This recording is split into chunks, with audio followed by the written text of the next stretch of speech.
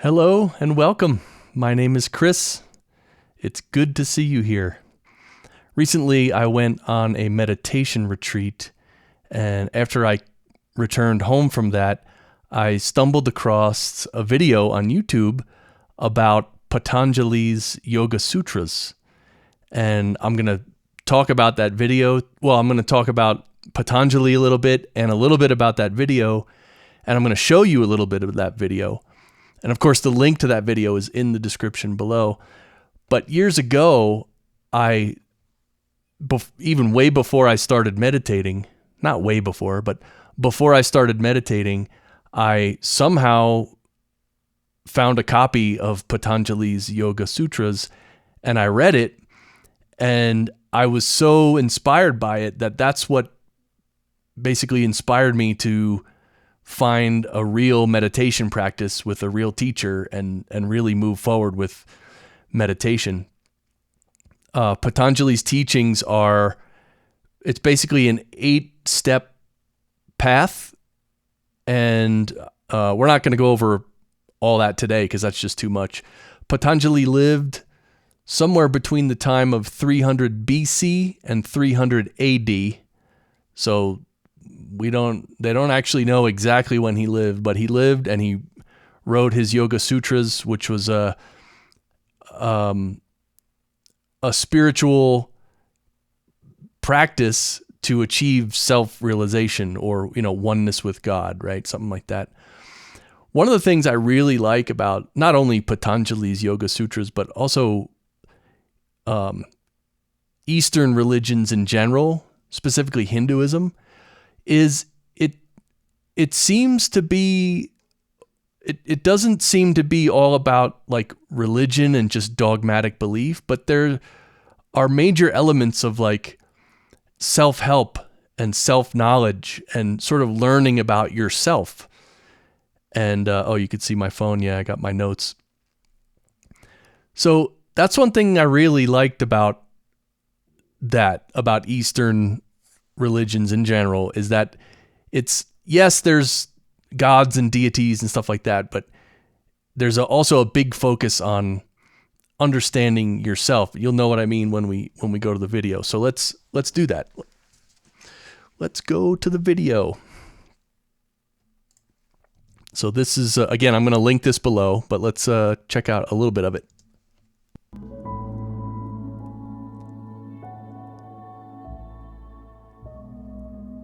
A basic understanding of psychology helps us to understand the mystic path of yoga in a clear form. Thus, we need to understand what is the psychology of yoga. The most important element in the psychology of yoga is chitta.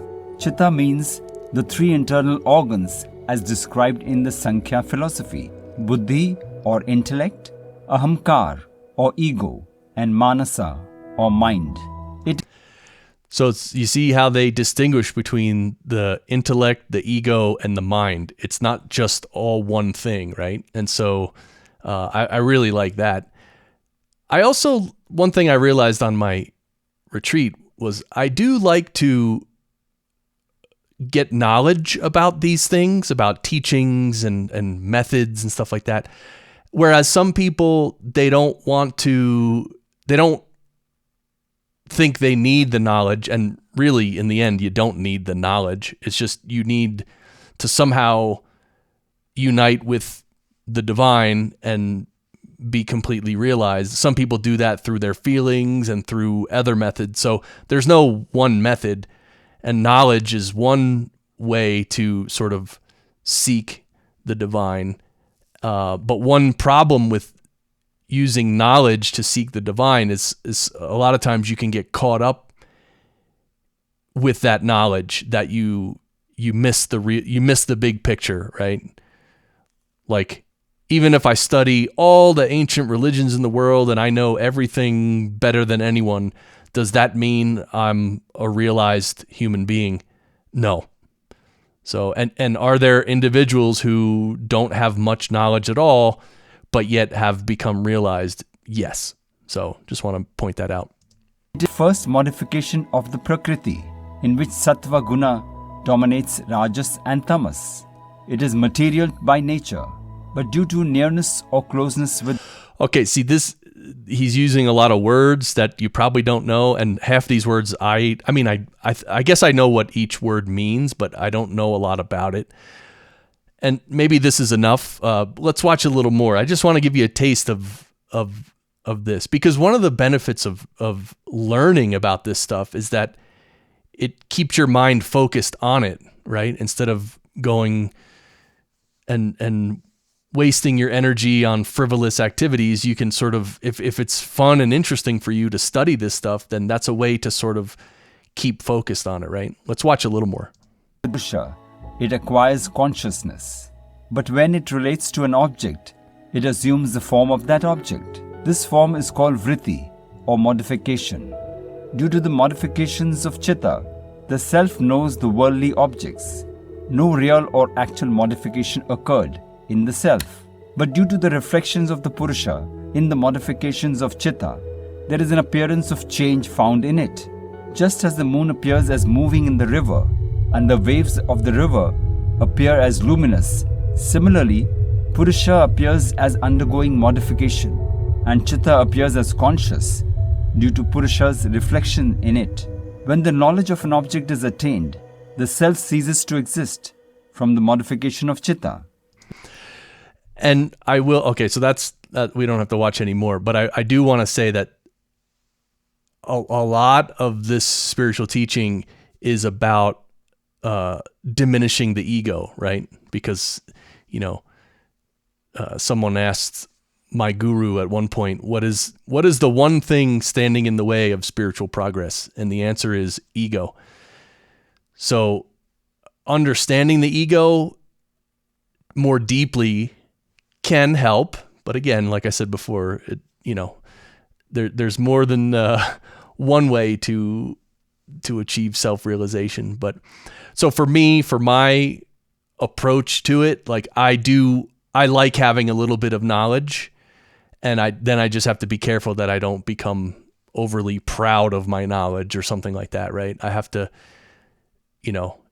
anyway, we're all living this life. We're all trying to learn and trying to attain that great spiritual goal of oneness with the divine, and there are different ways to do it.